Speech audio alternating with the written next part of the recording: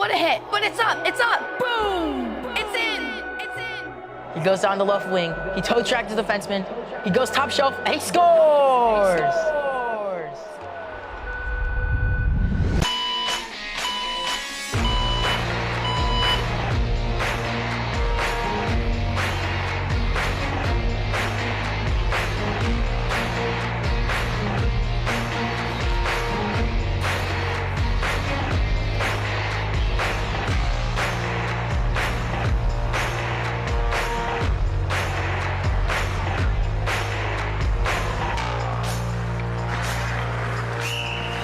This is Fair Play, Youth Sports in America, presented by Geico. Here's your host, Julie Donaldson. Youth sports is not the game it once was. Gone are the days of kids playing at the local park until the sun goes down. Replaced by structured practices, specialized athletes, and sometimes with them overwhelming pressure to succeed. Over the next hour, we will explore this chase for athletic prosperity, hearing from parents, coaches, and kids, as well as stars like Steph Curry and Carly Lloyd, who offer real solutions for families navigating the emotional ride that youth sports offers. What if youth sports was really all about the youth and just the sports? What if youth sports was just about the kids? Nice tackle, Maddie. If you want to create a youth sport experience that is going to be desired by a kid, listen to them. Really, to me, I think they just have to improve on being patient with the kids. The Aspen Institute is a not-for-profit educational and policy studies group. It essentially exists to convene people and think about values-based leadership. The values are health and inclusion and building healthy communities. You know, we groan about the video games industry and how our kids spend so much time, but what does the video game industry do? They pay attention to their consumer. They provide kids with a competition experience that they want. If you mess up, there are no adults screaming at you, you know? It's a great environment. If youth sports were all about the kids, would some parents act the way they do?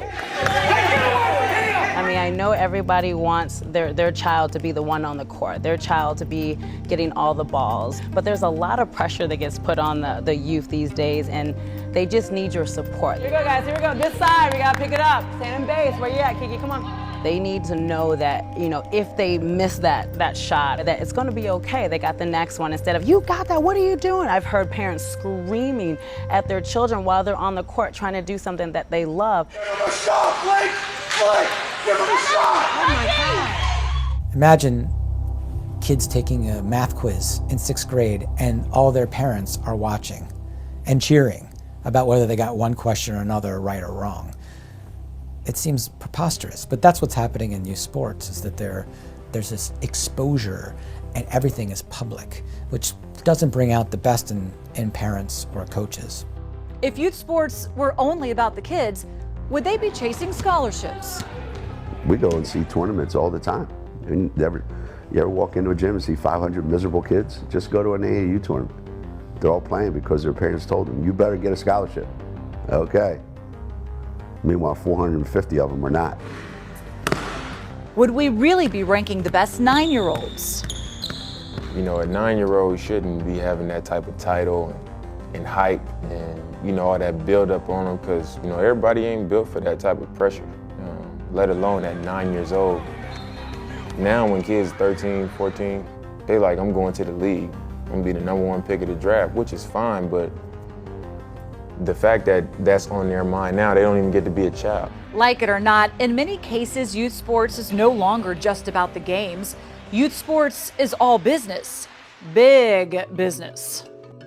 Youth sports is now, at the very least, a $15 billion industry. It's bigger than the NFL, it's bigger than college football, it's bigger than pretty much anything else out there. It's all these parents hopping into this travel club environment at a very early age and writing pretty large checks, $2,000, $3,000, $5,000, $7,000 a year sometimes, to keep their kid in the game. Joe Arache is nicknamed Joey Baseball. He has north of 25,000 followers on Instagram. Joey Baseball's dad one year spent $30,000 alone on his training and travel. That's the extreme. Some folks are spending as much as 10% of their income on youth sports. The national average spent on food per family is less than that. And in this environment, athletic participation dropped almost 8% in the last decade for kids ages 6 through 12, according to the Sports and Fitness Industry Association. In the last 5 or 6 or 7 years, that sports and physical activity have been more linked to household income than ever before. So those with money are playing more and those without money are not. So a challenge has emerged. How do we keep kids participating in sports? For some experts, the solution to the problem is clear. Have fun with it. Fun. Fun. Fun. Fun. Fun. Kids don't play sports if they're not fun. They end up burning out. Their parent might want them to keep playing a sport, but the kids will revolt eventually if it isn't fun. We hope that they enjoy the journey and not just the destination. Keep it fun through the friendships, the connectivity in which they can create with one another. That's ultimately why they're there. Well, to me, winning is fun, and I think if you appreciate all that goes into it, you learn a lot about yourself, you learn a lot about your teammates, you appreciate that camaraderie. Kids, invariably, they put having fun as the most important thing about the youth sports experience. Winning games, that's like number 88th. My dad's written a book on this, so he hands it out to parents, and he's always preaching fun first. What was the reason kids dropped out of sports? The number one reason? It's no longer fun. Coaches that make it drudgery and make it too tough and make it about them, that's when kids quit. But as long as they're fun and having a great time, guarantee you that they're going to want to do it. 1, 2, 3. So how do we confront this challenge? Can parents navigate a youth sports landscape which ranks 9-year-old basketball players? Can kids continue to compete when they don't have the resources to match their peers? The answer is yes, and throughout this program, we will show you stories of families who are navigating the demands of this world and hear from professional stars as well, providing a roadmap to success for others to follow.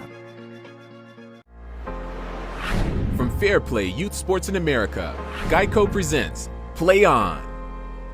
Reese Whitley is an 18-year-old from Philly who has been drawing attention in the swimming community, and his size may have something to do with it. When I was a freshman, I was probably 6'6", and now I'm 6'9", 240. He was one of the youngest participants at the Olympic trials, and although he may not have made the cut, it was still quite the experience.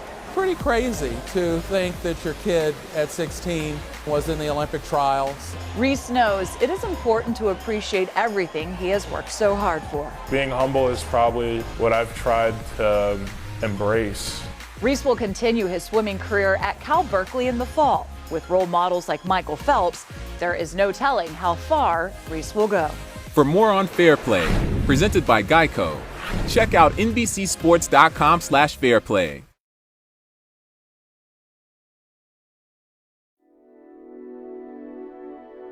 A good coach can change a game.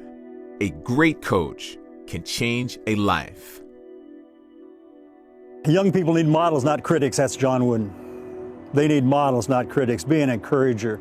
Bruce Brown spent 35 years as a teacher and coach from junior high through college, guiding kids in football, baseball, basketball, and volleyball. He started a company called Proactive Coaching to help teach adults how to navigate the journey of youth sports. Make the play. No need to rush. Good job, Alan. The first stage of being an athlete is the joy stage. I just love playing. Come on, you can hit hard. Yeah! Then comes the technical stage. Somebody older than me is teaching me about this game. Now, we lose a few kids there who just don't want to be taught or being taught by somebody who's making the game too complex or doing it in a negative way. Then comes the competitive stage. And the competitive stage is where the scores start to matter. Skate! Not just to me, they matter to all these other people sitting around me. At the competitive stage, my performance matters. And it isn't just my performance against my opponents, it's my performance against my buddies in practice determines my playing time. So somehow my value starts being attached to my performance. We lose a ton of kids at that stage. The last stage is the mastery stage, playing beyond high school. And what's happened in the United States is the competitive stage and the technical stage is getting shoved down to a younger and younger age, where the point where the joy stage lasts about a week. But here's what great coaches do, and here's what great parents do, is they take that strand of joy and they pull it through each of those stages. Brown's message of developing joy before athletics is one that is shared by many successful coaches, including James Galanis. Galanis has spent much of his life on a soccer field, whether it was playing professionally as a teenager in Australia or now coaching teenagers in New Jersey. Put it away, Harris. Good. I think I learned from when I was a player, I noticed that the players that were excelling were the players that had outstanding character. And then when I started to coach, I made it a point to try to specialise in that department. Keep your eyes on the ball. I think the first step is making your athlete fall in love with the game. That's the first thing. So there should be a bit of a fun element there so they can fall in love with the game. Galanis' club, the Medford Strikers, has 14 teams and 200 players. His ultimate goal is to provide each of them with the skills to be successful in sports and in life. Just leave it on the ground so they can come onto it, meet it. It's easier for them. You create the next play, right? His most celebrated student is a former member of the Strikers, a player who has applied the coach's lessons at the highest levels of soccer. Well, I was a typical kid who just relied on talent, who didn't work hard. The world now knows Carli Lloyd as a two-time FIFA Women's Soccer Player of the Year. But when Lloyd first spoke with Galanis, she was an out-of-shape, unknown college student who had just been cut from the United States under-21 team, desperately trying to find her way. Well, the first time I called him, I was at Rutgers, and I was in my dorm room. It took me a while because I was pretty much going to quit and contemplating quitting. I'm sure I was a very, very immature Carli Lloyd back then, blaming coaches, blaming teammates. Oh, it was this person's fault, it was that person's fault. I recall a player that was mentally weak and lacked character and really needed somebody to mentor her and help her navigate through a windy road ahead. You should never drop the bar in terms of what type of effort each player is producing. And in Carli's case, you know, she would produce 70% days and nobody did anything about it. They still kept her on the field because they knew that a little moment of brilliance, she could change the game, so they let it slide. He had a plan. We're going to train, we're going to work really hard, we're going to get yourself fit, we're going to work on all the things with your character that need to be better, and you're going to get on that under-21 national team. You're going to start and you're going to become an important piece to that team. She trusts me, she trusts my methodology, she trusts that I care about her. Also, I trust that, you know, she's doing the right things when I'm not around. He's taken his life lessons through karate, through living in Australia, playing professional, and he's just paid it forward to me, and now it's my job to pay it forward to everybody else. I can't preach enough about how important it is to live a healthy life. That's one of the biggest things that's been life-changing in my career. Parents focus on winning, and yeah, we all like to win, we all like to get results, but I think they're winning already just by having their kids here, because they're going to go and leave this club, whether they play another couple of years or they play 5 years or go on to college, they're going to leave here better people, and I think that to me is winning. Not every person over there is going to become a Carli Lloyd, but being at this club and being around James, they're going to become better people. Their character is going to be better if they go into work. They've learned respect for coaches, for teammates. They've learned about hard work. I think as parents, you want to see your kids succeed so much. You don't want to see them fail. You don't want to see them get benched or the coach not pick them for a team. But just remember, failing is okay. I have failed loads and loads and loads of times in my career, and I've gotten back up, but you have to go through that, and you have to let your kid go through that, because that's what makes them stronger. Galanis believes the most important result from a youth sports experience is expressed not by the final score, but by the final outcome. The kids should feel support from their parents. When they walk in the car after the game, they should feel love, they should feel support, they should feel like their parents are there for them, whether they won or whether they lost. You know, parents can help kids become great athletes, or they could really destroy them. The intent of every parent is to provide their child with a positive youth sports experience. But as emotions run high and expectations grow, it becomes even more critical that the leadership provided by a coach keeps the athlete's best interest as the #1 priority. I think a lot of us were doing it at the beginning and thinking, you know, we're teaching character just because we're providing a basketball. All the stats, all the studies show us sport does not teach character. It doesn't. But coaches who intentionally teach it teach character. When I say go, okay, jog to me and go back to the end of the line. Go. Think about all the determinants that define positive coaching. You know, a coach that has knowledge of the game, that is a positive role model, that communicates to the players consistently and clearly, that is very encouraging, that allows mistakes. I should go up a little, just because this feels comfortable. Whatever feels comfortable. Okay. Okay? There's been a lot of great progress that's been made with coaching certification and different outside groups like the Positive Coaching Alliance that helps educate the parent coaches, not just on the technical aspects of coaching, but the way they can be role models and need to be role models for the kids. Thank you, sir. Support, support, support. You know, can you support your athlete? Can you calibrate with your athlete and understand what their aspirations are when they're really young? Keep it about the fun. One athlete of character can change a team. One team of character can change a school.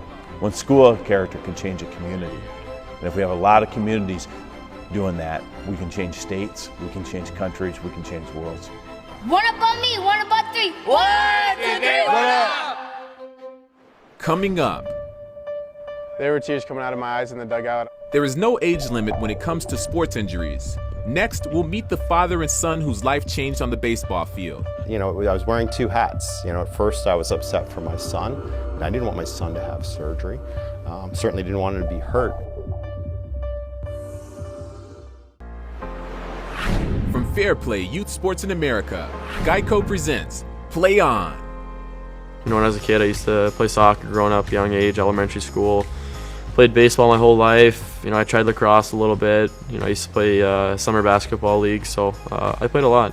You know, I think you learn a lot of good things, and obviously you build some athleticism, and you know, that helps on the ice. The idea is to get kids to do what they enjoy doing and what's fun. If they really like it, give them an opportunity to get better. Teach them how to play the game. Let's just have fun. I mean, that's what this is all about. It's a game.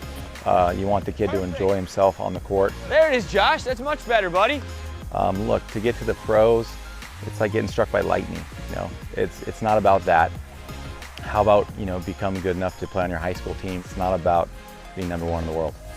For more on Fair Play, presented by Geico, check out NBCSports.com/fairplay.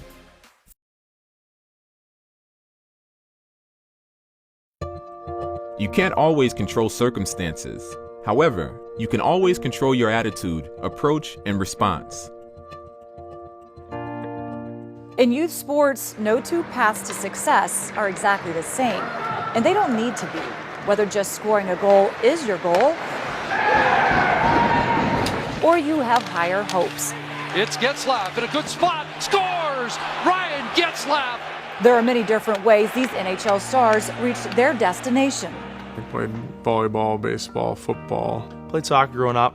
I played lacrosse for 2 years. I played soccer, I played baseball. Basketball and tennis, and I kayak too. Yeah, I played soccer, baseball, and basketball. Here's Gaudreau. Scores! The foundation built through youth sports ultimately helped each of these NHL stars score and reach goals. And for those who hope to follow a similar path, they will undoubtedly be forced to make sacrifices to get there. The costs are many: financial, social, emotional, and physical. And sometimes they may simply be too much. A study by the American Academy of Pediatrics showed that half of all sports injuries in children and teens come from overuse. Overuse injuries imply that you're doing something repetitively to the point where you're doing it too much. Baseball, softball, swimming, tennis, volleyball, some of these you tend to have more overuse type injuries. Baseball is one of the big ones. Arm injuries happen at all levels of baseball, from million-dollar major leaguers to kids just hoping to play in high school. A study from the American Journal of Sports Medicine showed the #1 age group for Tommy John surgeries is teenagers. Named after former All-Star pitcher Tommy John, the first to receive it, the procedure basically replaces a ligament in the elbow of the injured arm. In the study, nearly 60% of all injuries to this area of the elbow occurred from ages 15 to 19, and the number escalated at a rate of 9% per year. There's no silver bullet explanation. Jeff Passan is a writer and a father. In 2016, he wrote The Arm, a New York Times bestseller about the epidemic of arm injuries in baseball.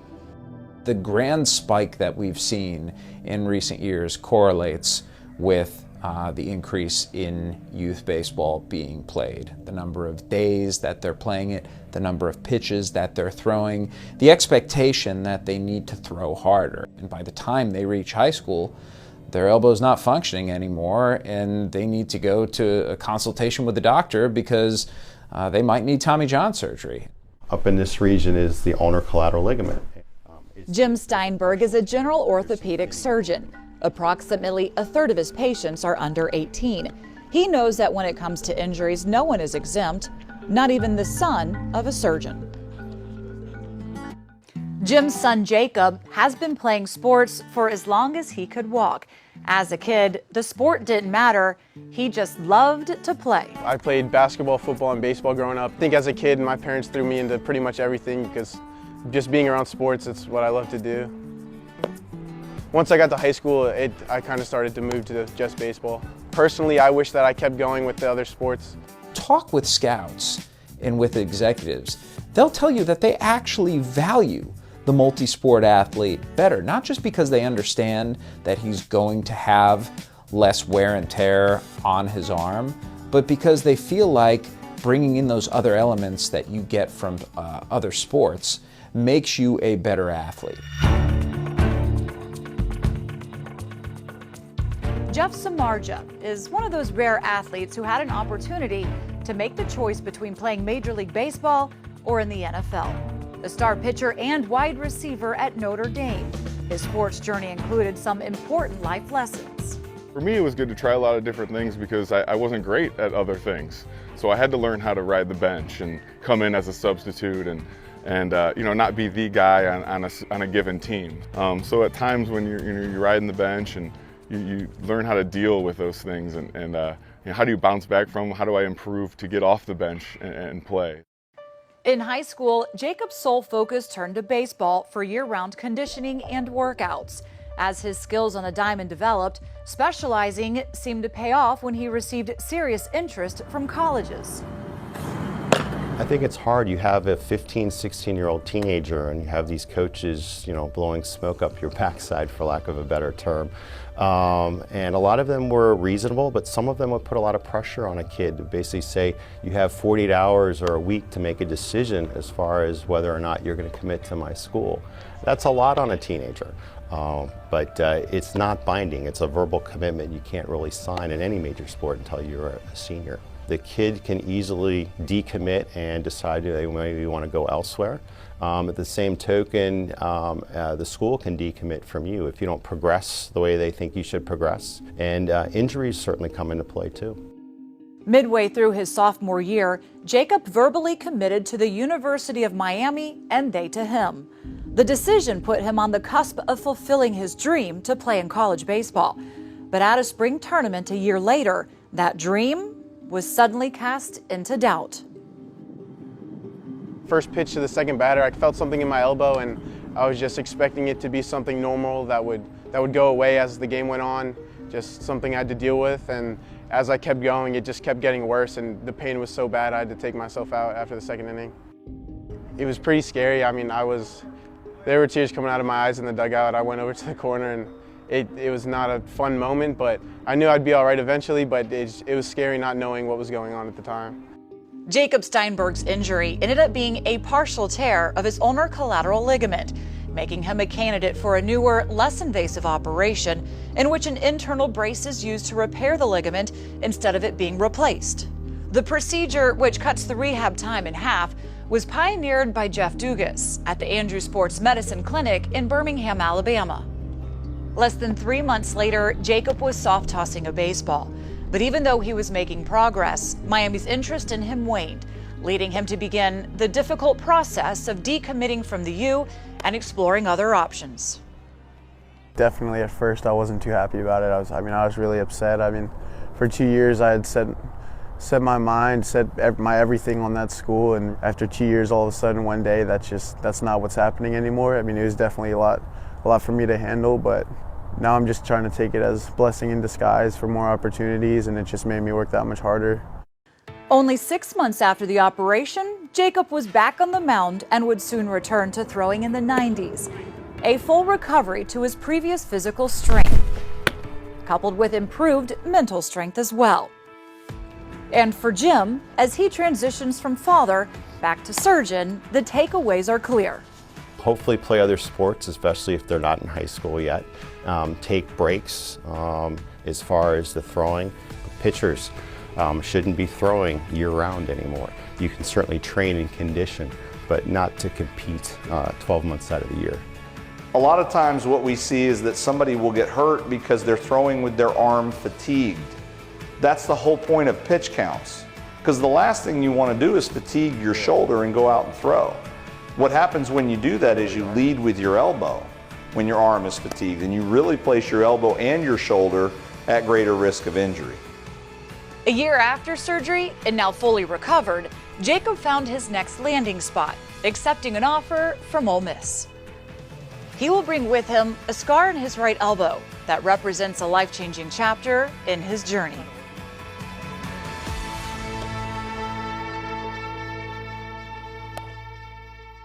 Coming up, the story of basketball prodigy Nico Primus. What I expect in between the lines is a beast and a monster. What I expect outside the lines is a 9-year-old child. We explore how Nico became the top-ranked 9-year-old basketball player in the country and what lies ahead with scouting children. It might sound crazy, but 10 years from now, people are going to be ranking kids in kindergarten. That story is next. From Fair Play Youth Sports in America, Geico presents Play On. I see so many kids that are doing the one sport thing and they start at such a young age that they don't get to experience all that other stuff. And I think learning from different people, enjoying being outside as opposed to in a rink all the time, it helps you develop as a person. I played a bunch of sports growing up, played golf, baseball, football, basketball. I love to play those other sports, but basketball was my first love and something that I knew I enjoyed the work that went into it. There's more to learn in sports, and that I reap benefits in life outside of that, and that's important too. My advice would be to never stop learning, never stop growing. No matter what pedestal you think you've reached, you can always learn something. For more on Fair Play, presented by Geico, check out NBCSports.com/fairplay.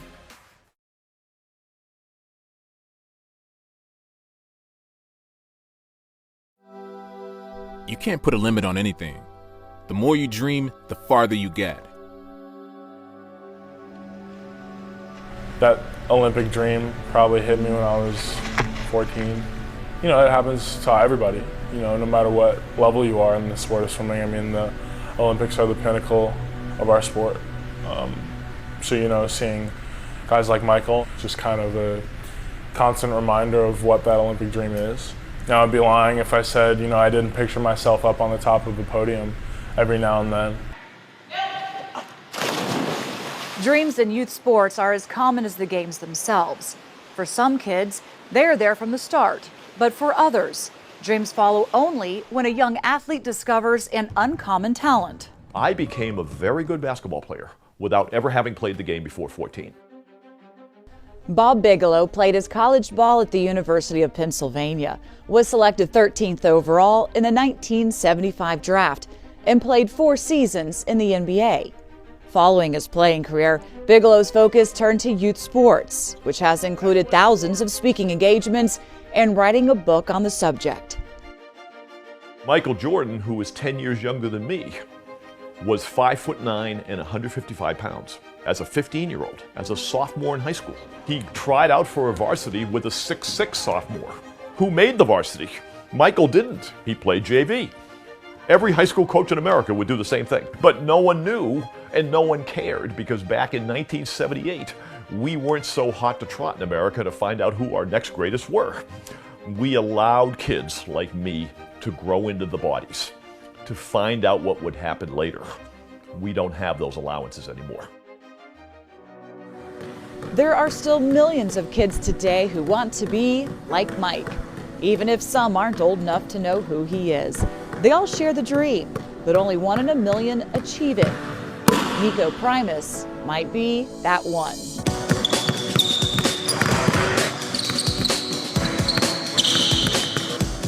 I think that if you make your dream come true, you can make it anywhere. Anywhere. A childhood paradise where a kid like Nico can imagine hitting that game-winning shot and raising the championship trophy with his teammates. But for Nico, his possibilities include the realities of long jumping at 3, being a star receiver at 7, and a year later, as crazy as this may sound, being named the #1 ranked 8-year-old basketball player in the country. Good. Nico's mom, Michelle Mundy, is a single mother of 2 boys. She attended the University of Florida on a track scholarship, earned a master's degree, and now works to provide her kids with the opportunities to do their best. So what's your dream for yourself? My dream for myself is to go to college and make it to the NBA. Do you think that's my dream for you? I don't know what your dream is for me. My dream for you is for you to follow your dream, whatever that is. And, you know, and I have to support that dream however I can. So that means that if you want to be a good basketball player and you want to go to college, you want to do all these things, it's a lot to go with that. Michelle's expectations for Nico are clear, on and off the court. What I expect in between the lines is a beast and a monster. What I expect outside the lines is a 9-year-old child. And that's how we balance the two. It's hot, so be careful. You got me oatmeal, huh? Yeah. But even with all the right intentions, Mundy's son is not just an average 9-year-old. 9-year-olds don't get 1 million views on Bleacher Report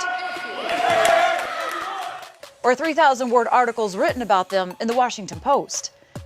And 9-year-olds don't have 4,000 Instagram followers.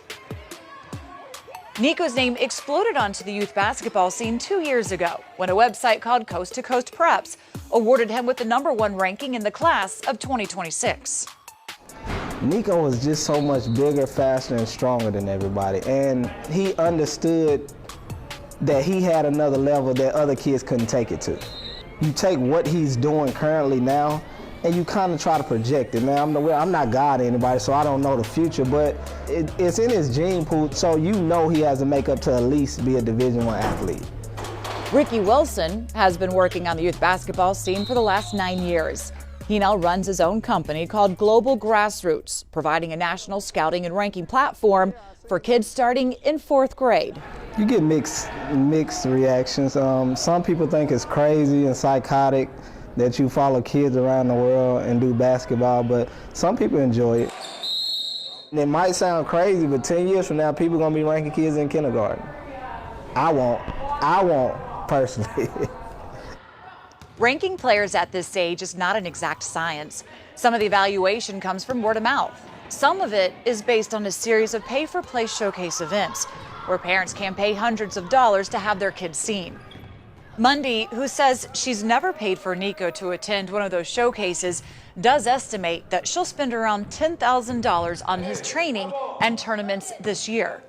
And even though it's paid off with national notoriety, Mundy has mixed feelings about fully trusting this process. I think it's a good thing for the kids. I think it's a good thing to see their name up on the boards. It gets complicated because there's no real way to rank them. It's not like they're in the NBA and you keep them stats. I think sometimes adults play a horrible role in how it's done. I had someone approach me and was like, I want to be a part of this. I'm like, be a part of what? Like, there's nothing to be a part of. What I won't allow is for someone to use my child as a marketing tool. This is not what this meant to be. For prodigies like Nico, what is next is turning their dreams into reality. For others, the reality is that their dreams are already coming true.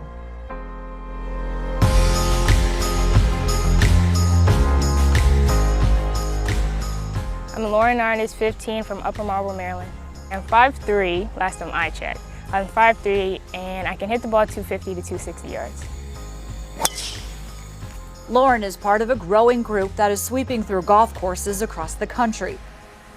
According to the National Golf Foundation, participation of girls in golf ages 6 to 17 has nearly tripled in the last 2 decades, and there are now more than 940,000 girls playing the sport. The first time Lauren picked up a club, she was 7. The first time she played around with her dad, she was 11. It wasn't long before she beat him. That was a humbling experience. She was about 12 or 13, and I made it fair because I told her, well, unfair at the time I was thinking, because we played from the same set of tees. So I was like, no, you're not going to play from the red. If you're going to actually say you beat me, you're going to have to beat me from the same place that I hit the ball from. And when we finished playing and I looked at the scorecard and I lost, I was like, I'm never going to hear this down. But I was literally trying to win. And when she won straight up. So I couldn't be mad. Lauren's win over her dad was hardly her greatest achievement on a golf course. In fact, it's not even in the top 3. At age 12, Lauren was chosen to hit a ceremonial drive in front of Jack Nicklaus. Wow. At age 15, she shot a career-best 69 to win the Maryland Juniors Championship for her age bracket. There you go. A few months after that, Lauren was picked as one of 82 youth golfers from across the country to play in a Pro-Am tournament at Pebble Beach. It's 180 to the tree. That's it? Yeah. Lauren knows that even before her sweet 16th birthday, golf has already given her a lifetime of opportunities. She also recognizes that she can use the sport to make a difference for others. There are not a lot of African American kids playing golf. They're basketball or football or track. Those are the 3 sports that African Americans usually play. But the fact that if I can inspire an African American boy or girl to play golf, that'd be really cool. Each of Lauren's accomplishments came in large part from her involvement with the First Tee, a nonprofit golf-based organization she joined when she was 11. With costs skyrocketing in youth sports, this program aims to remove that barrier, averaging just $72 for a 6 to 8 week session. First Tee's mission is to reinforce specific core values to help kids on and off the course. Things like perseverance and honesty, respect, judgment, confidence, all of these things. It is very interactive. You go out in the driving range, you'll see some colorful targets, some marking tape on the putting green, some games. We do a bunker game where we're not hitting out of sand, the kids are hitting out of water. Water and golf don't typically mix, but a big part of Lauren's success has come from that unusual combination. It's very important to be a 2-sport, if not 3-sport athlete. I think that the development of her game and distance has really come from her swimming. Swimming has been a big part of my life, and I think the core work and the arms and the legs that all go through swimming, that you have to have strong legs, arms, and core for swimming. I think that's what really lets me hit the ball really far. For millions of kids like Lauren and Nico, the goal is to identify a passion and then enjoy the journey that follows. The role for parents? To provide support and encouragement, a simple foundation from which their kids can chase their dreams. He is the gateway to his own future. It's going to start and stop with him. whether he wants to drop basketball and football tomorrow, and I would say to him, what's next? It got to be something next. While these two athletes may get more attention than others their age, what they have in common with most kids in youth sports is the support of caring parents. The challenge for the adults is determining the best way to help. John O'Sullivan started the Changing the Game project in 2012 to help parents and coaches learn the right way to make the youth sports experience more about the youth. 99% of parents are awesome. They love their kids. They just want to help. And I think youth sports organizations as a whole and schools, we don't do a great job actually teaching parents, here's how you can help. I think the number one role of parents in youth sports is that you are the advocate for the whole person, right? Not just the athlete. You have to look out for the best interests of that human being, which means time off, which means protecting them when they get injured, which means being very intentional about the sport programs and the coaches that we sign them up to participate with. We should be looking at their values and who they are and what they do, not just did they win a lot last year. Number two, be patient. Be patient in this marathon that is youth sports and sports development, and recognize that what is their interest at 7 might not be their interest still at 17, which is okay. You just have to enjoy the ride. Good, bad, or indifferent, they're your kids. You're gonna love them when they finish whatever sport they do. And I wanna see the good along with the bad, because when it's done, it's done. Coming up next, the inspiring story of how a special education teacher has used the game of lacrosse to show thousands of inner city students the path to a better future. I took my 11 worst behaving boys in my classes and took them out onto the concrete handball court beside school with a clipboard and about 10 lacrosse sticks and not nearly enough lacrosse balls, and tried to turn them into a lacrosse team, and it went from there. It's a story about everything that's right with youth sports and how everyone can make a difference. From Fair Play Youth Sports in America, Geico presents Play On. On the south side of Chicago, the White Sox have created Amateur City Elite, a free, competitive program to help mentor young men both on the diamond and in life. The White Sox provide a safe haven for Southside children, keeping them off the streets and on the baseball field.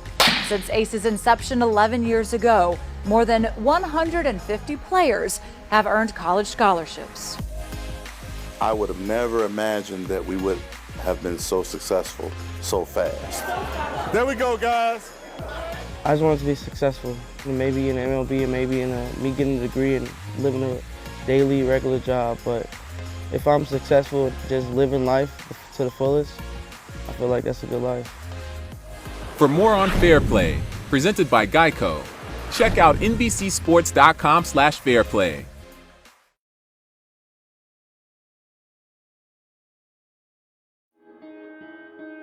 Sports carried me away from being in a gang or being associated with drugs. Sports was my way out. Life is not fair.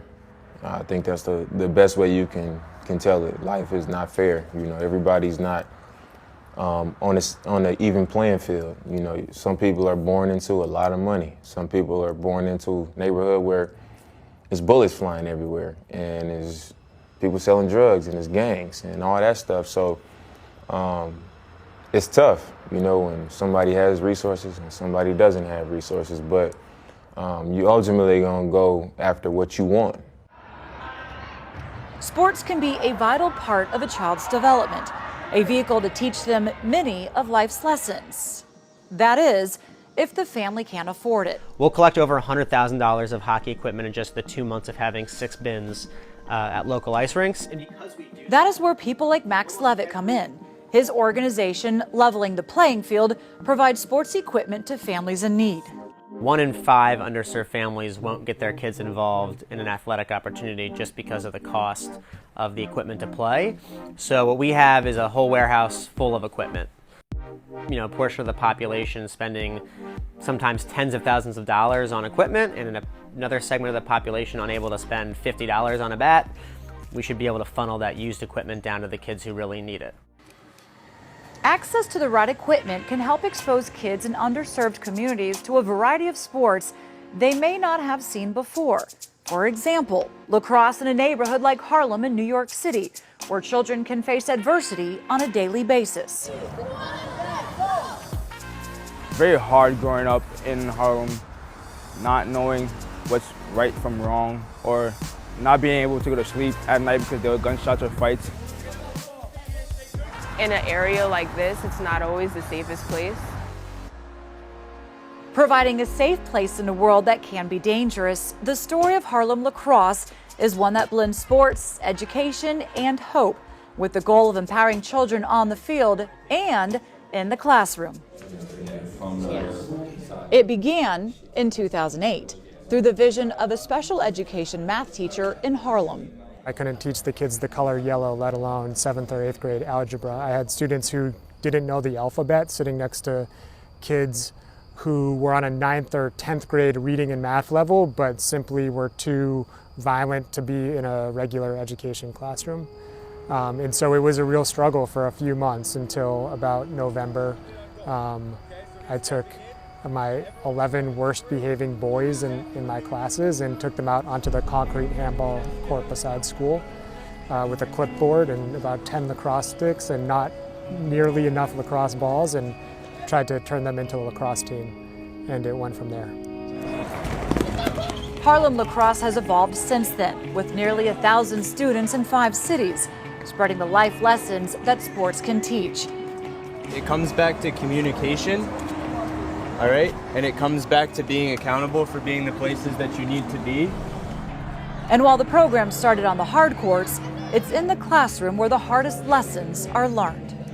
The fact that we're in the school all day, every day. From the moment the boys get here in the morning to the end of practice, we're going to be here supporting them, whether it's for their athletic needs, their academic needs, or in a lot of different ways, the social needs that some of these boys need, may need guidance in. Some guys are bringing the energy. I picked those 3 guys because I wanted to have leaders to start practice. It does not matter to us if they're going to be lacrosse players, but it matters to us if they're going to be great people. And I think that's what we're really going for. We're not a sports program. We're not an after school. We are an in-school intervention program. We place a full-time staff member to work in a school building and be there all day, every day. These kids build a really, really strong identity around lacrosse. You know, for some of the students, it's the first thing in their life that they've ever been successful at. And they find very quickly that if you put a little bit of effort in, you get better quickly. And so they value that, and they keep coming back, and it keeps them motivated. Hey, these are going to be goals for the team in the spring. I don't think it's very complicated to reach kids. If you put a competent, thoughtful, smart coach in a school, and they know how to teach the game the right way, and they know how to, get a bunch of kids really inspired and behind them, then it could be tiddlywinks, it can be basketball, it can be lacrosse. Kids are going to latch on and want to play to that. There you go, buddy, go, next person, go. Yeah, Courtney, nice hustle. We're fortunate that a lot of the kids that are in our program really love it, and they realize that they're a part of something bigger than just how they present themselves in class. They're part of a team, and they represent all of Harlem Lacrosse. By almost any measure, the methods used at Harlem Lacrosse are clearly making an impact. In the past 6 years, students have earned $24 million worth of academic scholarship offers. My mindset is like from 10 to 100. Like the way that I think about, I need to do 10 more push-ups, I need to do 10 more laps, just to make sure I become better as a person. I looked at Harlem Lacrosse as another family, basically. Whenever I needed something with school, help, they were right there for me. That HLL is the reason I am me today. Organizations like Harlem Lacrosse are successful examples of how people are using sports to change lives in their communities. But change can come at the national level too, potentially affecting millions of people. That is the goal of the Aspen Institute. Last year at its annual summit, the organization unveiled Project Play 2020, a plan to connect major companies to provide real solutions to the challenges kids and parents face. Maybe it's an online coaching, portal that can lift the number of coaches above 30% in this country who are trained in the key competencies in working with kids. Maybe it's a PSA campaign that all of the leagues buy into that promotes the message of multi-sport play. Maybe it is their tools that will connect parents with the full array of sport and recreation opportunities in their community, sorted by age, sorted by gender, you could sort by, price. Kids who play sports are 1/10 as likely to be obese. They're more likely to stay in school. They're more likely to go to college. They're more likely to come out and have a good salary. They have lower health care costs. They're more likely to be active.